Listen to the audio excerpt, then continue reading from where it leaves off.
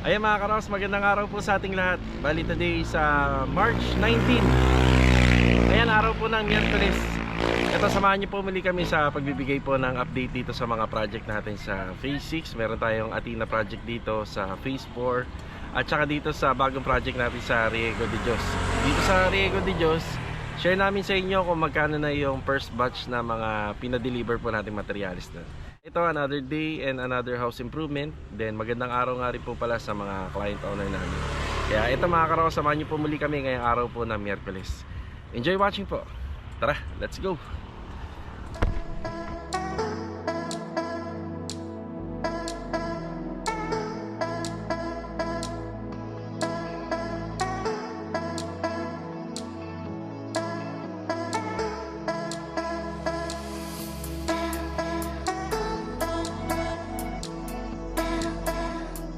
Ilan yun na yata yun? 16? Kaya naubos nila. Yan, yung naghahakot lagi. Pero 12 mm, 12 pieces na 16 mm. Ayan. Yan, 100 na bags. Nandito tayo sa phase 4. Ayan, Kuya Dindo, magandang hapon po. Ay, magandang hapon. Ayan, Bayan. magandang hapon, Kuya Rigor, magandang hapon. Boss. Saka kay Kuya Philip, magandang hapon po. Magandang hapon. Ano na ba yung status nito? Boss. Finish na. Sa pintura, tapos na siya. Ayan. Konting-konti na lang.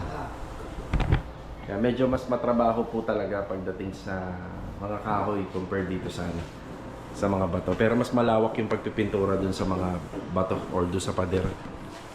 Same lang naman sa pader at saka dito sa mga hardflex. Ito mas matrabaho. Yan ang kulay puti. Yan sila pa rin, tatlo dito. Pinipinturahan na ni Kuya Dindo yung ating mga brick tile dito. So ito lang po yung kulay niya. May pagka-brown. Tapos mapapansin natin dito sa may harapan ng bahay. Pinturado na.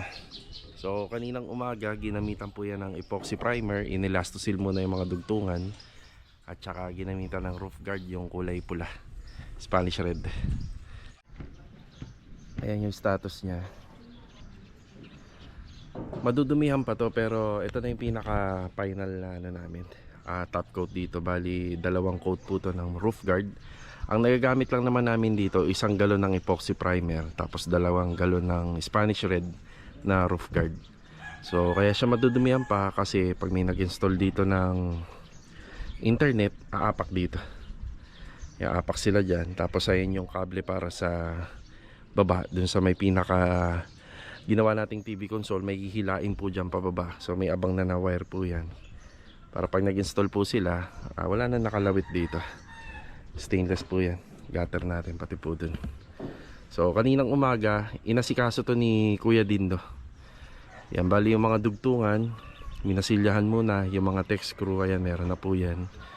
Tapos pininturahan ng epoxy primer, then roof guard. Yan, lagi kong pinaliliwanag sa vlog yan.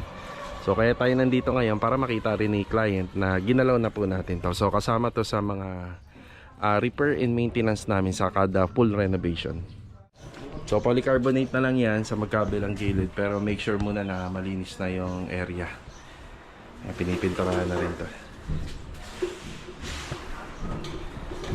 Eh, lacquer primer na kuya. Platin ka na. Eh, lacquer primer servicer. Mamaya, paglalat ko lang. Ayan. Mamaya daw, halos sa pinturado na po to, sabi ni kuya. Tapos nakolekta na rin ako ng mga basura. Ayan, para wala tayong laging kalat dito. Yan pa pala. Daling ko na yan, kuya. Oo, karton ko, hindi ko namin eh. Bibenta yata ni Rico eh. Hindi, benta niya na lang. Kaso nga lang, pag nabasa ng ulan yan. Okay. Sige, dali na yan. Hindi, kuya, ito iwan po. Iwan niya, may paggagamitan po yan dito. Ito lang. Hindi, kunin mo na lang kuya Rigor doon sa bahay. Kuya Rigor, yung mga karton kunin mo sa bahay. Doon ko lang na may lalagay yan eh. Yan o. Para nakatanggal ito rito. Oo, para wala na yan dyan. Ang bigat niya na, mukhang madami-dami yan. Kaya yung boss, pwede na rin yun, oh. Yalin. Ano, bakal yun. May bato eh. Kunin lang. O pagkano? Dali yung chipping gun dito. Pati yung ano Okay na yan. meron pa tayo sa pastry niya. Sayang din yun. Oo. Yan yung tinutukoy niya, yung hamba. Hamba ng pinto. Marami niyan dito pang ano, merenda. Oo. Pagtanggalin na lang muna yung bato. Ayun, tsagahin nyo, martilyohin. Oo, sige, sige. Sige. Nasa phase 6 naman tayo. Ayan, bali isa to sa assignment ko ngayon. Taghahakot muna tayo ng basura. Ayan na. Hindi ko talaga alam kung bakit hindi nila hinahakot pagka nakikita ng under renovation. Nakasegregate naman na to. So dadaling ko na lang uli sa bahay para mabantayan dun. Minsan kasi baka dinadaanan na lang ng truck porkit walang tao. Ito naman isa pa ng back at saka yung pamorma namin.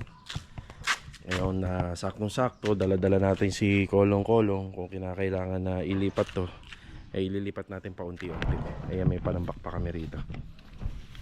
Ayan, natutuwa tayo sa tropa kasi kahit pa paano napapractice na nila yung segregation. Yan, yung buhangin namin, dati kasi talaga, yung huling-huling mga buhos dito, napunta yan dito.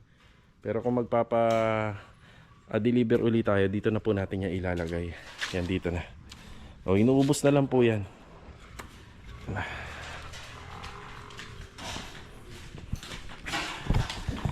Kuya Boy, magandang hapon po, Kuya Boy. Magandang hapon, boy. Yes, Kuya Boy.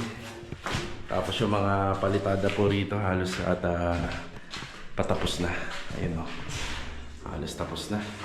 Pwede nang lagyan ng kisame ito. At pwede na rin lagyan ng electrical. So, metal framing and electrical. Bibilangin lang namin yung mga natirang metal paring. Baka may mga natira pa para mabilang natin na makapagpa-order dito. Ayan, partition. 2 bedroom. Tapos meron siyang open space pa rito. Log, magandang hapon, Log. Good afternoon. Tsaka si Marvin. Good afternoon. Alright. Siro ko na lang dito. So, 4 meters yung pinakamahaba na PVC panel na na-encounter namin sa panahon ngayon. So, hanggang dito lang siya. Yan hanggang dito. Tapos pagdating dito, dugtong na lang. Kasi 4 meters na yan eh. Hanggang doon, haba na yan. Magkakaroon naman po ng, ng cabinet. Kaya kahit dugtong na lang, may tatago natin. Tapos kornisa pa ikot. Yeah. Tapos kagaya ng request ko sa kanila, Log, meron na yan, no? Meron yung sa gitna. Yan, nilalagyan na po nila ng metal paring yan sa gitna. 60 by 60 para pag nagkabit ng ilaw. Maganda yung installation. Yan yung ginamit namin, kulay gray. So, F222 ang code nito. Yan na. Room partition. Bali, pareha lang po to ng layout do sa original na turnover. Ang nagkaiba lang dito, bahagyan lumaki po yung metal studs. Kasi yung metal studs nito, medyo maliit lang yung sa turnover. Ito, medyo lumaki-laki na.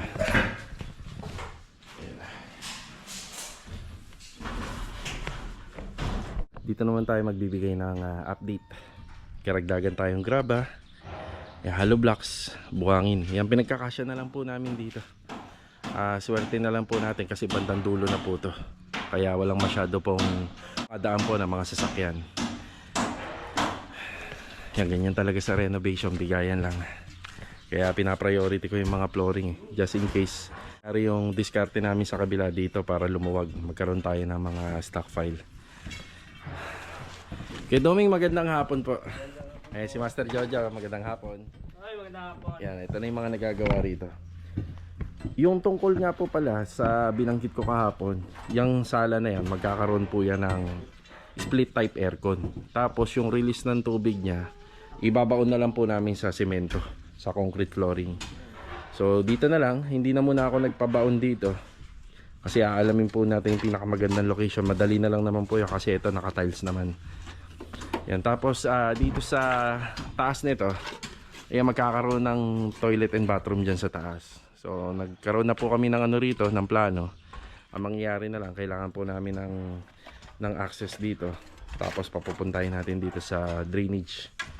So ano yan, septic tank, water line, at saka yung floor drainage.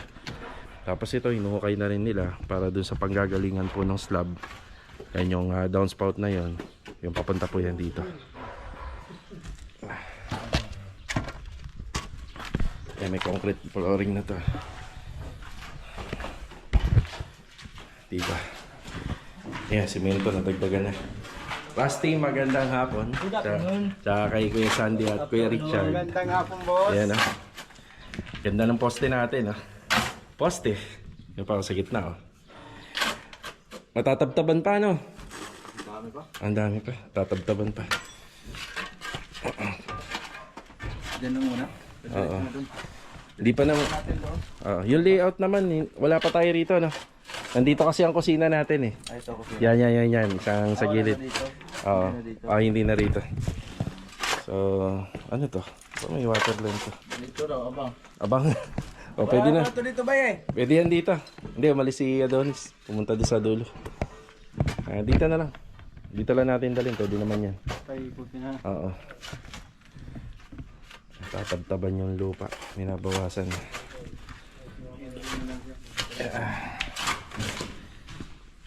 Yan, medyo mas mas detalyado tong unit na to kaysa dun sa ginagawa namin. Kasi yung ibang mga nagpapagawa rin naman habang tumatagal, nagkakaroon sila ng idea sa ibang mga nagiging previous project. Ayan na.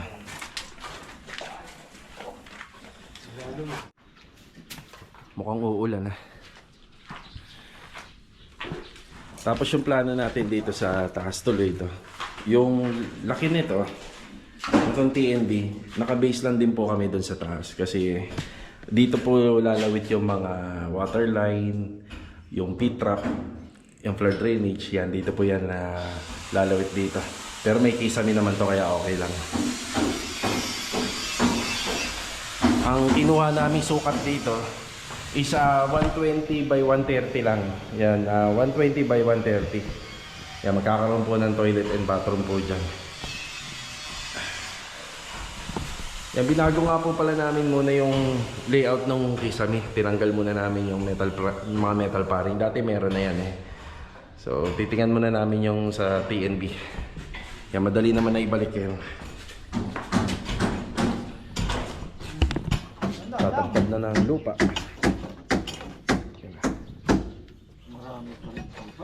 Ang dami pa rin. Niisip ko nga na nagbalik siya, eh. Huwag na sana, eh. Ito na yun, eh. Ito na sana ibabalik, eh. Yan na yung lupa, oh. Na-level na po kasi.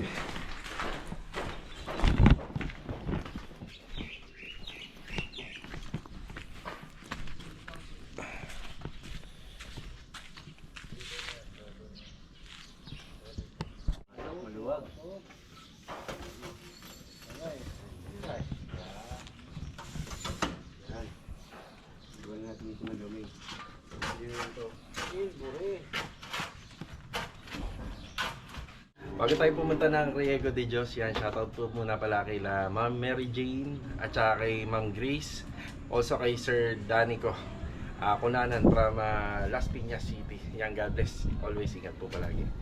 Yan, let's go, dito tayo sa Riego de Dios. Tara!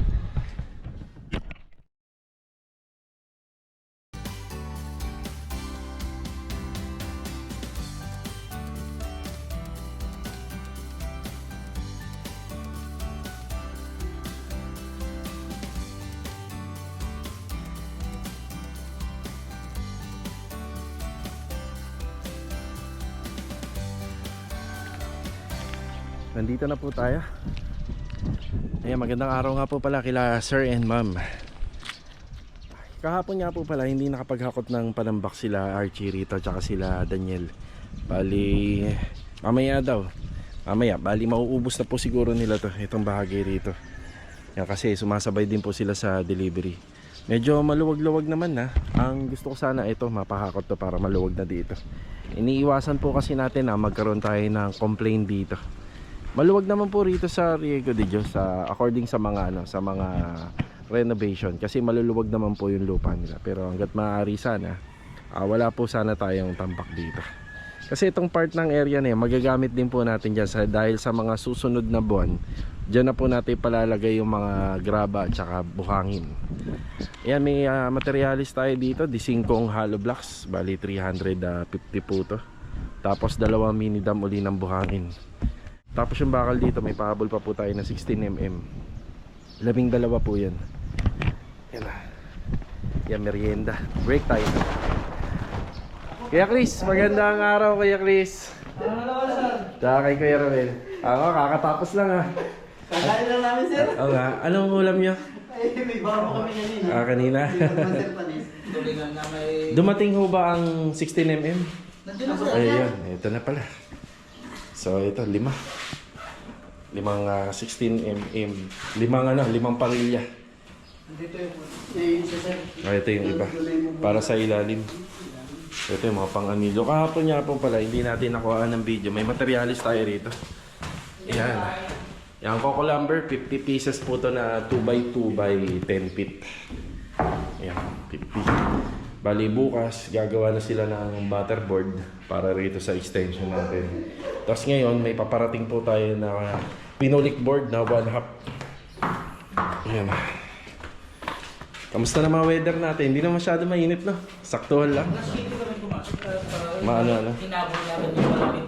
Malamig kasi pag umaga dito. Oo nga. Dito kaya nag-alas dito. Ayun na. Nagahan nila yung pasok. Yung alas 8 kasi, mamaya mainit na kagad. Kaya nga eh. Kaya alas 7 Bali bukas kuya, maitatayo na po to. Bukas nyo na rin ibeben yung dulo. Oh, bukas. Yung sa puting. Pinakapaan itong poste. Yan bukas. Nandito yata si Master Jojo. Bukas at saka si si Adonis. Kailangan natin. Oo. Nagkaroon ng tubig yan, pumutok yung tubig. Oo nga no. Pumutok yung kanila o kaya tinapin. Pinagtong pa naman ng PVC block. Kaya pala. Hindi naman kakapit ng Nelfix dyan. Oo. Pag ibaba, iano nyo na lang. Yung main. Oh. Kaya pala nagkaroon ng tubig. Ayun oh. Bali naka PPR pipe kasi yung rito, linya ng water line. Tapos dinugtungan ng coupling. Coupling. Di ba, anuin naman natin to. Ayusin namin lahat to, babaguhin namin yung linya. Tinupi ko na lang. Oo nga. Para makagamit na kami ng tubig. Sige. Hanggang dito. Kailan pa kaya to? Kagabi lang, sir. Kagabi. Asahan natin, medyo tataas ang bill nito. Maliit lang naman, no? Wag lang araw-araw, no? Bali bukas, ipapaayos ko kagad yan sa kila Adonis. Ayan na, magbababa na po sila ng parilya bukas. Gravel bedding, parilya. Tapos, ang susunod nyo yung tie beam na, no? Kuya, no? Magta-tie beam na ho kayo. Poste. Oo. Sige. Ayan, i-share ko pala sa inyo kung magkano na po yung mga na-purchase natin dito. Yan na yung mga poste. Ikalawang araw po natin dito sa pagbuo po ng extension. Bali, preparasyon po to.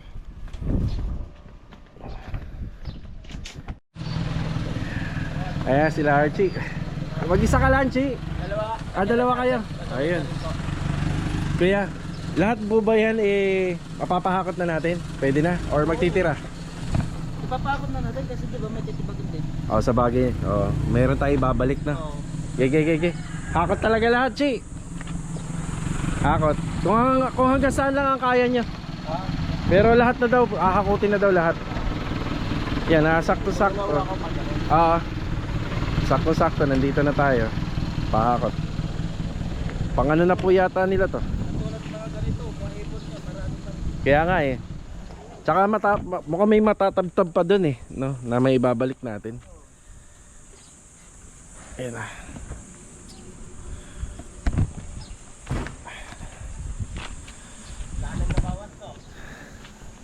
Pang ilan yun na yata yun? 16? Pan 16. Pan 16 na truck. Ito, ang tansya ko nga talaga rito, mga 20 mahigit nga. Pagka naubos nila. Yan, naumpisa na po yung paghahakot. Hindi ko na-tsempohan yung rito. yung naghahakot lagi, pero yan naman, binibilang naman po natin yung mga hinahakot nila.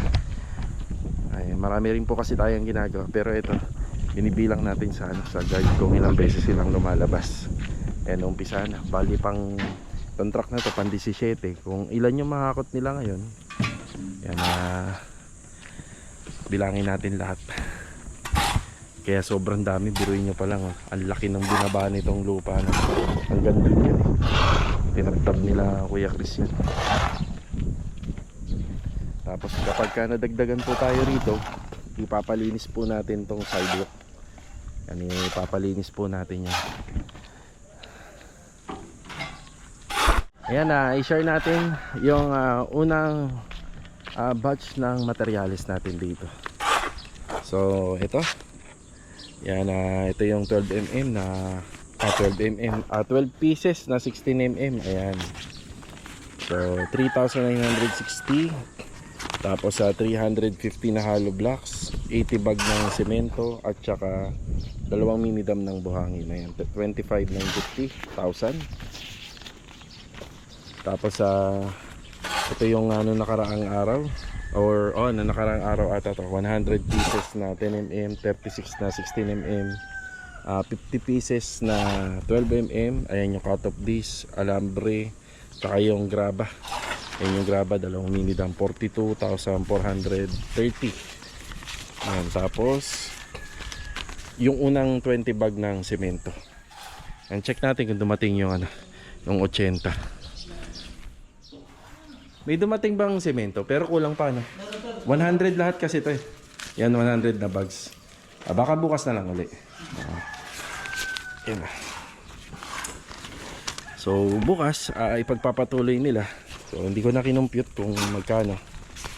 So computing ko, lagay ko rito sa screen kung nakakamagkano na tayo. Tapos yung tungkol sa hakot pa ng back, syempre kasama pa po yan sa mga expenses natin dito. Then bukas bibili na po tayo bukas ng para sa anti-anay. Yan, marami po yung bibili natin dito. Siguro abutin din po ng mga 10 or hanggang 15 litro. Yan yung sulignum na gagamitin natin dito sa kabuong bahay. Yan, bali pagpapatuloy uli natin yung trabaho bukas dito. Bali dito nga po pala magpapa-DF tayo pag tuwing linggo. Yan, para hindi po nakakaya sa mga nakatira rito syempre.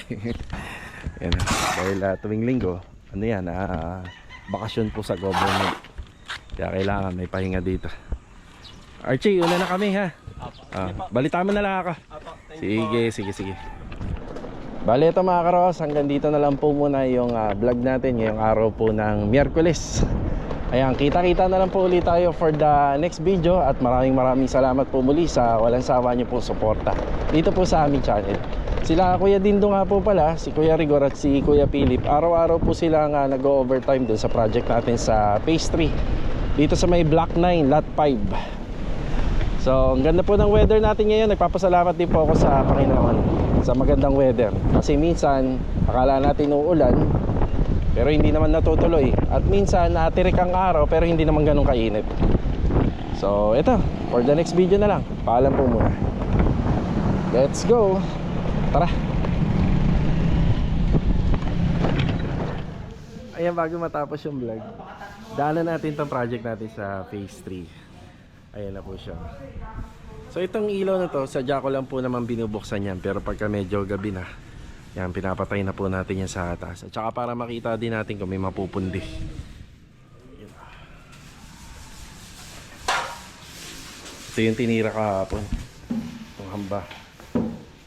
Tapos ito, niretouch na po ito. Dragon Sealer. Dragon Sealer. Yan, unti-unti na pong nagbabago na yung area. Tapos dito, Duko Barnis. Ito, ihilamusan to.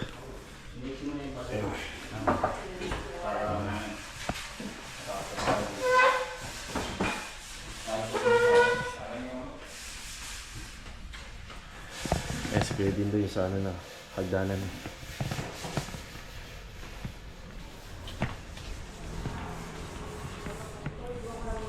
Yeah, overtime araw-araw. May mga konting kailangan pa rito. Pero malapit na pong matapos yung ano natin dito eh. Yung mga purchasing. Yung ilaw wala pa tayo yan. Tapos yung accessories napaka konti na lang naman. Okay.